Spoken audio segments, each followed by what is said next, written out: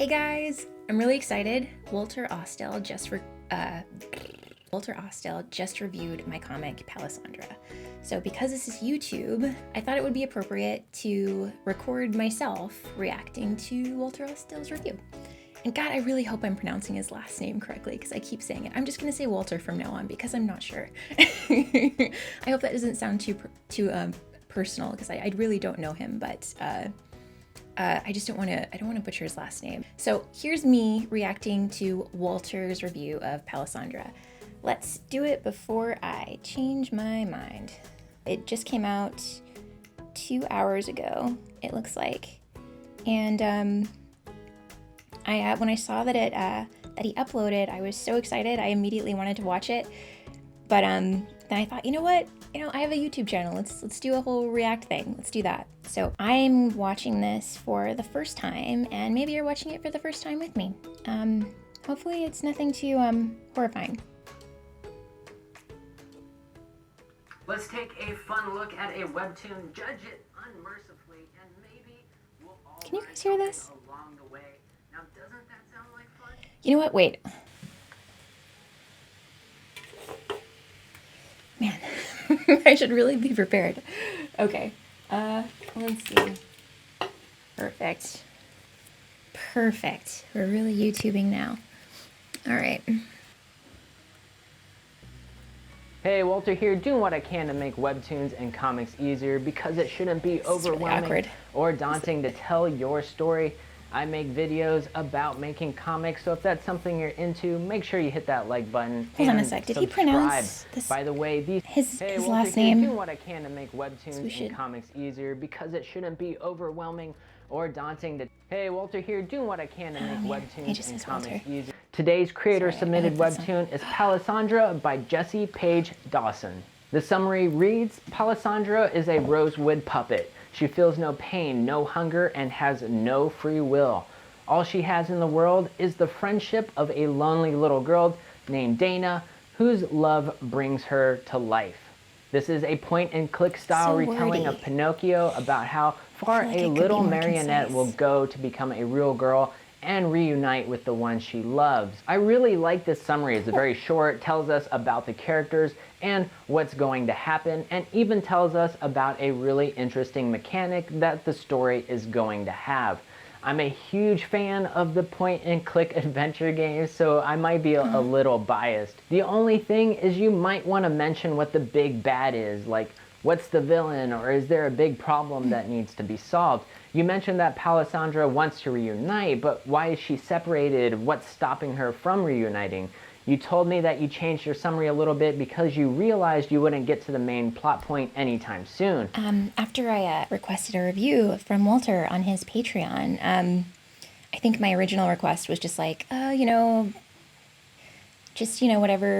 input you can give me. I'm new to webcomics, so whatever input you can give, I definitely appreciate.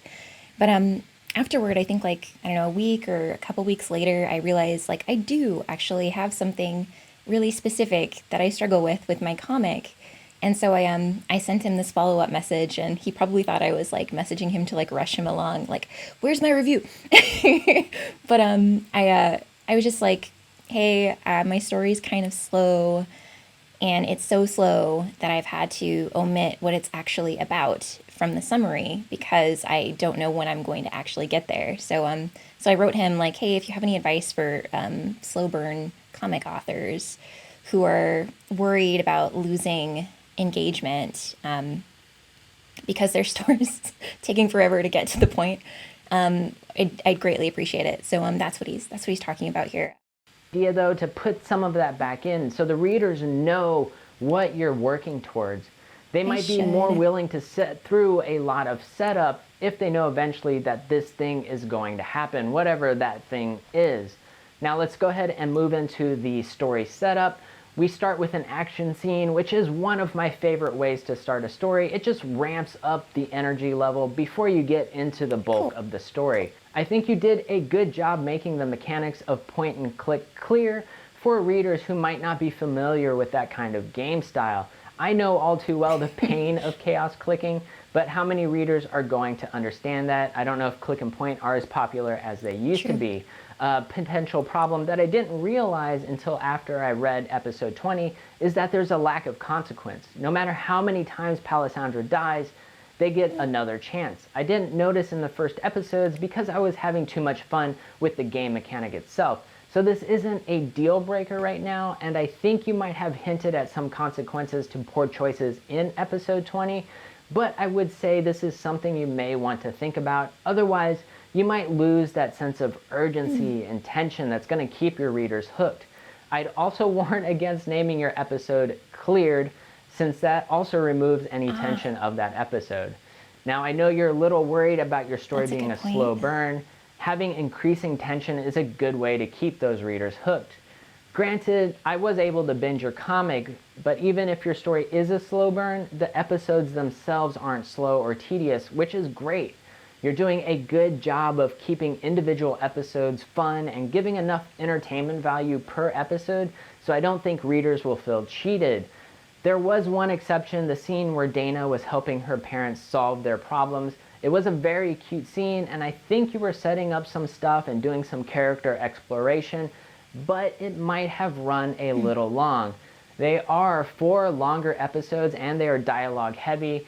And the main thing that happens during those 4 episodes is that Dana helps her parents define 2 words. I'm oversimplifying it because there are some other things that happen, some clever and well executed things that might be foreshadowing or setting up characters. I'm just guessing since I don't really know what the full story is.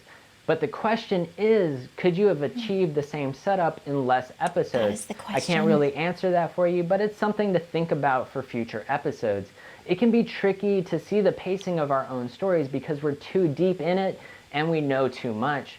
I like to create a little spreadsheet that has the episode number, a 1 to 3 line summary, the why, and an energy gauge. The why is the purpose of the episode. Why does it need to exist? What purpose does it serve to the narrative, to the character, world building, or it could just be there for fun. The energy gauge is there to quickly visualize the ebb and flow of our episodes. A simple 1, 2, or 3. A 2 is a normal episode, 3 is crazy energy, and 1 is slow but necessary. If you notice you have a bunch of 1s back to back, maybe put on your editor hat and figure out if you can combine some of those episodes together or if you can take some of the why and push it to a different spot in your story. Spread out the slow stuff. Now, I'm not saying that all episodes have to be crazy. They don't have to be. Sometimes you need episodes to dump information or bring a little bit of calm before the storm. Also, I don't mean crazy as in action stunts and fighting. It could be an argument, a breakup, finding a clue, revealing a plan, a character making a big decision. A moment in the story that propels the story to the next big thing. The end of your 20th episode is a really great example of a 3, I think. Now, a self-realization I made on my part, the parent scene I'm talking about might have seemed slower because the episodes before this scene were very short and very snappy action scenes, not that much dialogue. Then in the parent scene, suddenly the mood shifts. The colors were more somber, there was more dialogue, and the episode lengths also increased. Now, there's nothing wrong with that, of course, if it's intentional. Though I would say try to keep your episode length similar. You don't want an episode with 5 panels and then the next episode is 50 panels. It's okay to take those long episodes and split them up into 3 episodes. It's okay to end on cliffhangers. I'm told readers love cliffhangers all the time. As for the rest of the story, I'm getting a good sense of your characters and the dialogue you have flows really well. It's a very enjoyable story to read for sure. Now let's go ahead and move into the art and check out your thumbnail. I think this thumbnail is pretty solid. Only thing I would suggest is either making the background white or changing it to a different color, maybe a nice vibrant sky blue. This will help draw more attention to the character's face by creating a stronger silhouette. As for your sequential art and your storytelling, I gotta say, I really love what you're doing. There's a lot of fun techniques that you're doing with your panels as far as like transitions and implementing that kind of video game mechanic into the art. The way you're playing around with time and movement is pretty clever as well. This scene right here where Palisandra is heroically escaping by sliding down the rope only to reveal they didn't actually go anywhere at all. Then in this scene, Palisandra has to stealthily move from one column to another. and you have the scroll rolling down with the panels, keeping it all together and moving together. Now, one of my favorite panels is where Dana steps out of their room and then we step into Palisandra's puppet world. I really, really love that. So really solid storytelling, really strong backgrounds, camera angles, panel variety, poses, expression, etc. All that is really good. There were a couple of things that I do want to nitpick though, since everything else was so strong. This pose or this particular drawing shows up a lot. I'm all about reusing art, but this one pops up a lot, so you might be reusing it too much. Overall, I really like your colors, but here where Dana is sleeping, it's sort of blue tinged, and then in these next set of panels, it becomes orange tinged. Not sure if that was an intentional thing, like that was video game mode or something, but you might want to check that out. The only time I really thought you could have improved on your storytelling a little was this scene with the darts. Maybe just a sound effect of thwip or whip, or maybe some blurred motion lines. The way you draw Palisandra also seems to change a little bit. Sometimes it's obviously intentional for different moments in the story, like going from cutesy cartoony to serious cross-hatching moments. I love stuff like that. I do it myself all the time. They do it in One Punch Man and I freaking love it. But other times in what I think are normalish moments, Palisandra's face will get softer in some panels and more structured in others. Usually I wouldn't bring this stuff up because it's just something that we all improve on over time. But you're doing such an awesome job with Dana's face as far as consistency goes that Palisandra's inconsistencies seem a little odd. I wonder if it would be good to copy some of your favorite panels of Palisandra's face and then do a head turnaround that you can use as reference. Like I said, I think character sheets. It's the bane of my existence. Every day I'm like, character sheets. I really need to make one of those. Like every other character in the comic book has a consistent appearance, and then Palisandra, I just can't nail her down. Like, I just need to suck it up and make a character sheet. Yeah. I think it's cool for the style changes for the mood, but example, in this panel, the style change just kind of seemed out of place. And one super silly thing, this panel, the line of the building is going over the rope. Oh, the horror. All right, let's move on to my favorite. Okay, everyone ready? I love this lettering. It's really crisp and well done. Lots of attention to detail, pro-looking font, great size, easy to read. I mean, look at this scroll balloon and these choice boxes. That's a lot of work. Also, these balloons that you use for Dana look great, have tons of personality, and you keep them consistent. Though I think you might have been testing out some different techniques for Palisandra's world in those first episodes. The balloon colors seem to be changing from one panel to the next with no reason. You can't get anything past him. I do want to say, so I'm not an illustrator. I went to school for graphic design. So if there's one thing that I feel any amount of confidence about in this comic, it's lettering. It's lettering and letting and kerning and tracking and point size and everything. That's the only thing. And sometimes you had the occasional floppy balloon tail. Really love these two balloons though. Those are super fun. Your more recent chapters in Palisandra's world are looking a lot cleaner and more consistent. So if you have the time, I'd maybe go clean up the lettering in those older episodes, you know, if you can and have the time. Otherwise, I dig it a lot. Fair. Okay, that's Palisandra by Jesse Page Dawson. Now, this was a requested critique by the creator of the...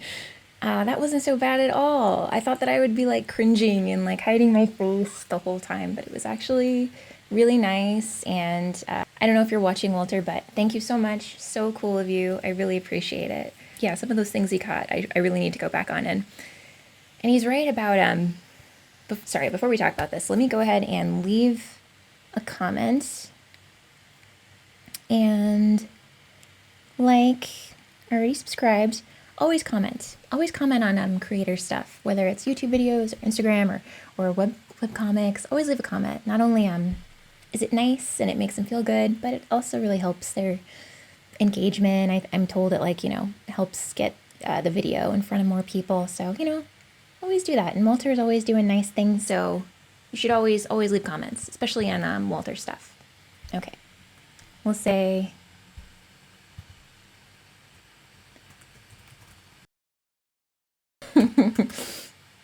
We'll say, okay, so that was Walter's review.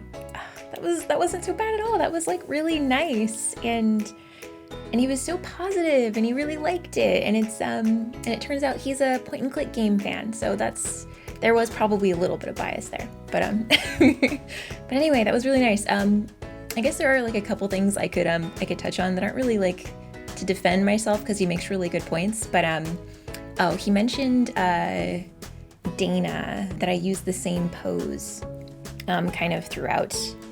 It was kind of intentional, and because Palisandra was originally a game, when you have a player character, they have like just a few poses that they just recycle. Left animation, walking, right animation, forward, left, forward, right, that kind of thing. So forward, left, forward, and then you have your idle stance. So Dana, her idle stance is what I use all the time, and it is kind of intentional, because when you're playing a game, like when your character is holding still, they don't look different. They always look the same. Anyway, that's my reasoning behind it. Though I can understand, like, it isn't actually a game, it's a comic, and people don't want to look at the same frame over and over and over. Yeah, I think that was like the only thing. Everything else, yeah, I really should get a handle on. Palisandra is kind of inconsistent AF, which sucks because she's the main character. So I thought there was maybe something else. Oh yeah, he made a really good point, and someone else actually brought this up to me once before. There's no consequences when Dana dies, and maybe she has a number of lives. But do you have lives? You don't really have lives in a point and click game. You have lives in like platformers and stuff. Yeah, that's interesting. I think I have to just like do some brainstorming and figure that out. Consequences when Palisandra dies. Lasting stakes. Yeah, I don't know. Anyway, I hope you guys had fun watching this. I had fun. Walter, I was not expecting him to be so nice about it. That was just really cool. He was like a fan. I didn't think he was gonna read the whole thing either. I was really like, I thought he was gonna read like the first few episodes. So like I've been going back and like fixing the first few episodes and mostly just the first few episodes. So, but he read all of it. Dang, that's so cool. Yeah, so that's about it. Last thing.